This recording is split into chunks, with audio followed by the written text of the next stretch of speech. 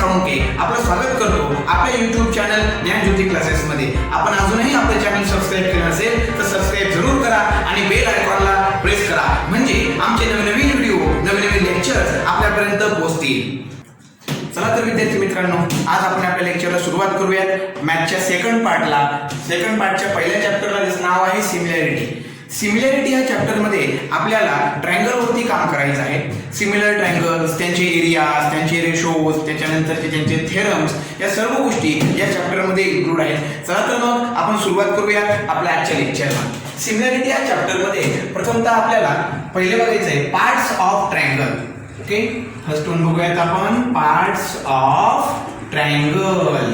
Okay, parts of triangle. मग parts of triangle काय असतात, कोणते असतात, बरोबर आहे. इथून मागच्या स्टँडर्ड मध्ये आपण ते शिकलेलो आहोत.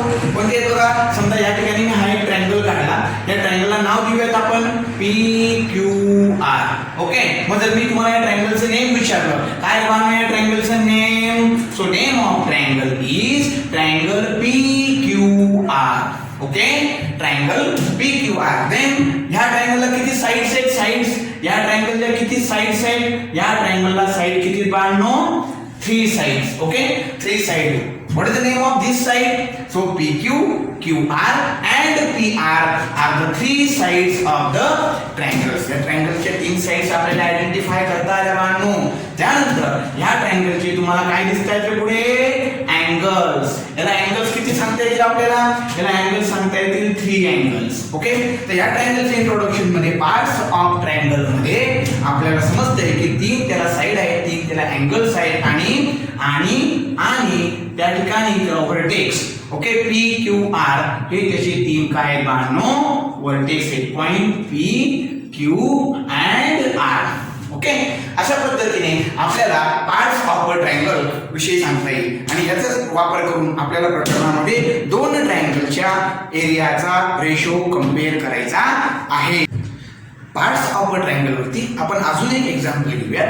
ह्या एक्झाम्पल मध्ये आपल्याला बघायला मिळेल की या ठिकाणी आपल्याला ABC नावाचा एक ट्रायंगल दिलेला आहे, म्हणून तिथे म्हटलंय बघा ABC इज अ ट्रायंगल. आणि ह्या ट्रायंगलच्या पार्ट विषयी काय काय सांगितलेलं आहे बघूया.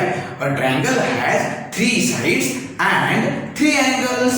देन द 3 साइड्स आर, कोणत्या 3 साइड्स आहेत बघा, AB, BC आणि CA ह्या त्या ट्रायंगलच्या 3 साइड आहेत. ओके, सो आय होप तुम्हाला पार्ट्स ऑफ अ ट्रायंगल विषयी आता संपूर्ण आयडिया ही आली असेल.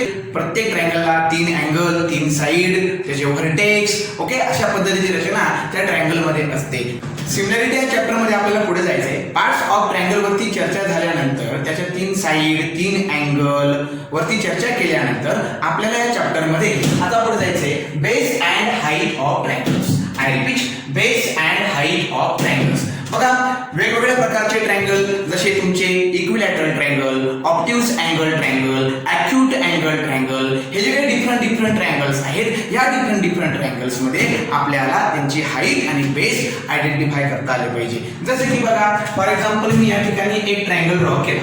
समजा हा एक ट्रायंगल मी या ठिकाणी ड्रॉ केला, त्याचं नाव आहे PQR. ओके, ह्या PQR मधून, ह्या P अँगल मधून मी एक परपेंडिक्युलर लाईन त्याच्या अपोजिट साइड QR वरती ड्रॉ केली. एक परपेंडिक्युलर लाईन तिच्या अपोजिट साइड QR वरती ड्रॉ केली आणि त्या परपेंडिक्युलर लाईनने तिथे 90 डिग्रीचा अँगल तयार केला. ओके, 90 डिग्रीचा अँगल तयार केला, त्याला नाव देऊयात आपण त्या पॉइंटला S. मग ह्या पूर्ण ट्रायंगल मध्ये ही जी तुम्हाला PS बघायला मिळते आहे, जी त्या ठिकाणी पूर्णपणे परपेंडिक्युलर आहे, त्यालाच त्या ट्रायंगलची आपण काय म्हणणार बाळांनो, हाईट म्हणणार. ओके, काय म्हणणार, हाईट म्हणणार. आणि त्यानंतर बघा, जो तुम्हाला या ठिकाणी QR बघायला मिळतोय, हा QR त्या ट्रायंगलचा काय आहे, बेस आहे. हा QR त्या ट्रायंगलचा काय आहे, बेस आहे. पुन्हा एकदा एक्झाम्पल घेऊया. समजा मी या ठिकाणी एक राईट अँगल ट्रायंगल काढला. ओके, हा राईट अँगल ट्रायंगल काढला, याला नाव देऊयात त्या ठिकाणी XYZ. ओके, XYZ नाव त्याला आपण देऊया. XYZ नाव मध्ये ही जी XY साइड आहे आणि YZ साइड आहे, इथं 90 डिग्रीचा अँगल तयार झालेला आहे, म्हणजे राईट अँगल ट्रायंगल तयार झालेला आहे. या राईट अँगलच्या ठिकाणी आपल्याला बघायला मिळेल की ही जी काही XY आहे, या ठिकाणी ही परपेंडिक्युलर आहे. कोणाला YZ ला. सो ही XY ह्या ट्रायंगलची काय आहे हाईट आहे. ओके अँड देन ही जी YZ आहे त्या ट्रायंगलची आपल्याला काय सांगता येईल बेस सांगता येईल बेस. तर अशा पद्धतीने बेस आणि हाईट आपण आयडेंटिफाय करायला शिकतो आहोत. या व्यतिरिक्त बघा मी थर्ड डायग्राम काढतो. समजा मी त्या ठिकाणी एक ऑब्ट्यूस अँगल ट्रायंगल ड्रॉ करतो. Okay obtuse angle triangle draw करतो. समथिंग त्याला नाव देऊयात आपण A B and C. ABC त्याला नाव दिलं. तर या ठिकाणी सर्व विद्यार्थ्यांना जर मी विचारलं तर याच्यामध्ये बेस कोणता आहे बेस तर सांगतील विद्यार्थी सर हा त्या ठिकाणी जो बेस आहे खाली आलाय बॉटमला आलाय बरोबर ज्याला आपण पाया म्हणतो. तर या ठिकाणी बेस जो आहे बेस हा बेस तुम्ही ऑब्व्हियसली काय सांगणार आहात BC सांगणार आहात. पण मात्र हाईट ह्या ABC या ट्रायंगल मध्ये हाईट कोणती इथे तर एकही परपेंडिक्युलर लाईन बघा या पद्धतीने इथे PS is a perpendicular XY is a perpendicular पण in this triangle ABC no perpendicular line. आपल्याला दिसते का परपेंडिक्युलर लाईन दिसत नाही. तर या ठिकाणी आपल्याला हाईट कोणती सांगता येईल. समजा मी या ठिकाणी हाईट सांगण्यासाठी हा जो काही बेस आहे BC हा बेस BC ते समजा ही लाईन पुढे स्ट्रेच केल्यानंतर या A पासून त्याच्यावरती परपेंडिक्युलर लाईन जर समजा मी टाकली अजून पुन्हा पुढे स्ट्रेच करूया परपेंडिक्युलर लाईन टाकली त्याला जर मी D नाव दिलं ही एडी या ठिकाणी या ट्रायंगलची हाईट दाखवण्याचं काम करते. ही एडी या ठिकाणी ट्रायंगलची हाईट दाखवण्याचं काम करते. म्हणून आपण लिहू शकतो या ट्रायंगलची हाईट मध्ये हाईट एडी. तर आपल्याला अशा पद्धतीने डिफरंट ट्रायंगल्स मध्ये त्यांच्या हाईट आणि बेस आपल्याला ओळखता आले पाहिजे. अशा पद्धतीने आपण या ट्रायंगल मध्ये प्रत्येकाची बेस आणि हाईट आयडेंटिफाय करायला शिकलो आणि ह्याच बेस आणि हाईटचा वापर करून आपल्याला या चॅप्टर मध्ये या दोन्ही ट्रायंगलच्या एरियाचा रेशो हा कम्पेअर करायचा आहे.